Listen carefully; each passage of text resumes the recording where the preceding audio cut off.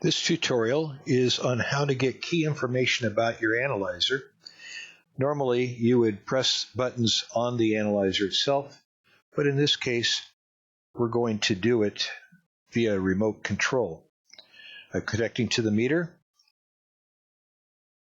I'm in the communications submenu here. I'll go to remote control.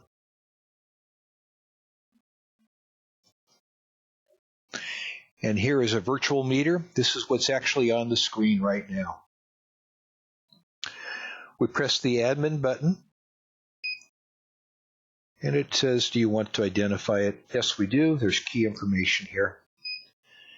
Mainly what you're going to want to see is this SN, serial number, and the FW, the firmware version. These are the two key things that will be of use in working with us, possibly.